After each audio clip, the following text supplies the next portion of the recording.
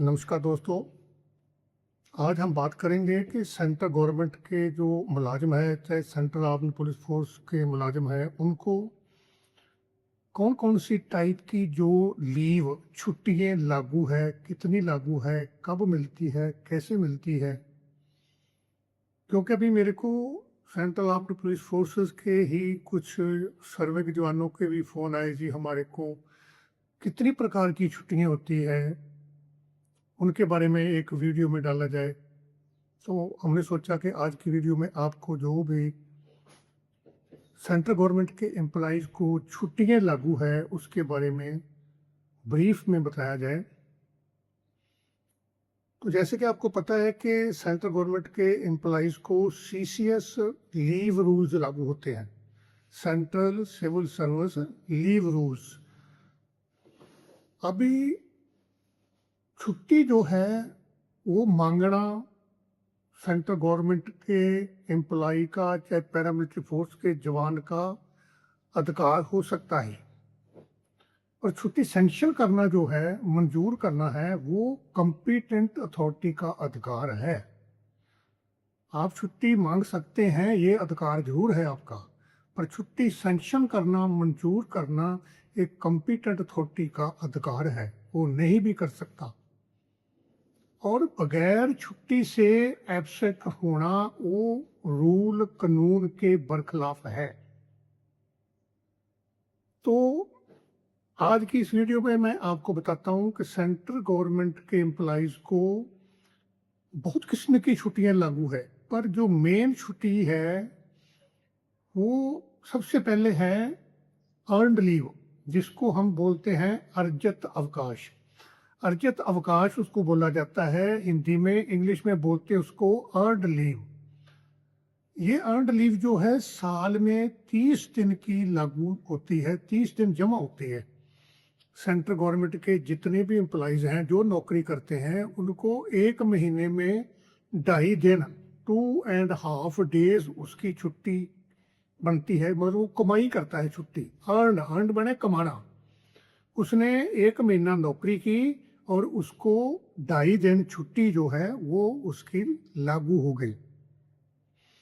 तो एक साल में उसकी 30 दिन की अर्नड लीव बनती है, और वो 30 दिन की अर्नड लीव जो है वो अप्लाई कर सकता है, चाहे वो 15 दिन अप्लाई करे, चाहे वो 30 दिन अप्लाई करे, वो उसकी चॉइस है। मान लो अगर एक सेंट्रल गवर्नमेंट का एम्प्लॉई जो है वो 15 दिन की अर्नड लीव अप्लाई करता है, तो जो बाकी 15 दिन उसके हैं वो उसके कैरी फॉरवर्ड हो जाएंगे, वो उसके जमा हो जाएंगे नेक्स्ट ईयर के साथ। इसके साथ ही मैं ये बताना चाहता हूँ कि मान लो एक साल में 30 दिन छुट्टी उसकी बनती है और उसने कोई भी छुट्टी अवेल नहीं की है, तो उसकी उसमें से 15 दिन छुट्टी जो है वो लैप्स हो जाएगी। रिमेनिंग 15 डेज उसकी छुट्टी जो है वो अगले साल में जमा होगी।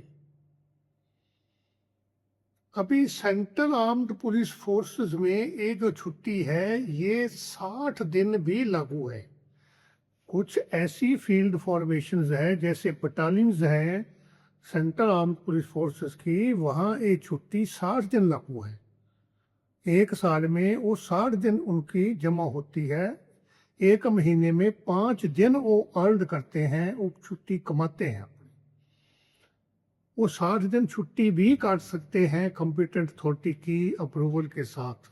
अगर वो साल में 60 दिन नहीं काटते हैं तो उनका 30 दिन कैरी फॉरवर्ड होगा, और 30 दिन उनका जो है वो लैप्स हो जाएगा। जब छुट्टी जो है अर्नड लीव है वो ज़्यादा से ज़्यादा 300 दिन तक जमा हो सकती है। 300 डेज तक जो है वो छुट्टी आपकी जमा होगी। इसके ऊपर छुट्टी कितनी भी आप जमा करो वो आपकी जमा नहीं मानी जाएगी। ये 300 दिन छुट्टी आपकी, इसमें ये फ़ायदा है अगर आप रिटायरमेंट आते हैं, चाहे सुपरएनुएशन रिटायरमेंट आते हैं, चाहे वॉलंटरी रिटायरमेंट आते हैं, तो अगर आपकी 300 दिन अर्नड लीव जमा है तो उसका आपको लीव इनकैशमेंट मिलेगा, जो फार्मूले के हिसाब से 300 दिन का लीव एनकैशमेंट मिलेगा। अगर आपकी 300 दिन छुट्टी जमा नहीं है लास्ट रिटायरमेंट के डेट तक, तो मान लो आपकी 280 दिन अर्नड लीव ड्यू है, तो 280 दिन प्लस आपकी जो हाफ पे लीव है उसमें से 20 दिन लिए जाएंगे और पैसा मिलेगा 10 दिन का। मतलब हाफ पे लीव में से आपके 20 डेज माइनस हो जाएंगे और 20 डेज का हाफ सैलरी मिलेगा, मतलब 10 डेज का फुल सैलरी मिलेगा। तो आपको लीव एनकैशमेंट कितना मिला? 280 प्लस 10 डेज फुल, 290 दिन का लीव एनकैशमेंट का बिल आपका बनेगा और आप वो क्लेम कर सकते हैं। ये है अर्नड लीव। इसके बाद आती है हाफ पे लीव। तो दोस्तों सेंट्रल गवर्नमेंट के जो एम्प्लॉइज हैं उनकी हाफ पे लीव जो है वो साल में 20 डेज जमा होती है। 20 डेज एक साल में जमा होती है, मतलब हर 6 महीने में 10 दिन जमा होती है। वो हाफ पे लीव है वो जमा होती रहती है, आगे तक चलती रहती है जब तक आप सर्विस करते हैं। वो कोई भी सेंट्रल गवर्नमेंट का एम्प्लॉय होगा उसका सभी के लिए ही यही रूल है कि हाफ पे लीव जो है वो 20 डेज वो जमा होगी एक साल में। अब तीसरी छुट्टी जो मेन जिसके लिए लोग क्वेरी करते हैं वो छुट्टी मैं आपको बताता हूँ, उसका नाम है कम्यूटेड लीव। इसके बारे में बहुत सारे सेंट्रल आर्म्ड पुलिस फोर्स के सर्विस के जवानों को जो डाउट है पे ये कम्यूटेड लीव जो है शायद मेडिकल ग्राउंड पर ही मिलती है। दोस्तों ऐसा नहीं है। सबसे पहले जब कभी आप बीमार होते हैं आप कम्यूटेड लीव को अप्लाई करेंगे तो आपका जो मेडिकल ऑफिसर है वो इसमें अपने कमेंट्स देगा, रिकमेंडेशन करेगा कि ये जो एम्प्लॉई है इसकी ये प्रॉब्लम है, इसको कम्यूटेड लीव दी जा सकती है। तो कॉम्पिटेंट अथॉरिटी जो है वो आपकी कम्यूटेड लीव सैंक्शन करेगी। मान लो आपने 40 दिन कम्यूटेड लीव जो अप्लाई किया है और मेडिकल ऑफिसर ने भी आपकी 40 डेज रिकमेंड किया है, कॉम्पिटेंट अथॉरिटी ने भी 40 डेज सैंक्शन किया है, पर आपकी 40 दिन ये जो सैंक्शन हुआ है ये डबल इसके फिगर जो हैं वो हाफ पे लीव से माइनस हो जाएंगे। अगर 40 डेज कम्यूटेड लीव आप गए हैं तो प्लस 40 डेज 80 डेज आपके जो आपकी हाफ पे लीव कमाई है जो आप हर साल 20 दिन जमा करके उसमें 80 डेज आपके जो है वो लेस हो जाएंगे, आपकी हाफ पे लीव कम हो जाएगी। उसमें जब सैंक्शन अथॉरिटी होती है, जो कॉम्पिटेंट अथॉरिटी होती है, जब वो सैंक्शन करती है उसको अपनी सैंक्शन में ये लिखना चाहिए 40 प्लस 40 80 डेज हाफ पे लीव सैंक्शन।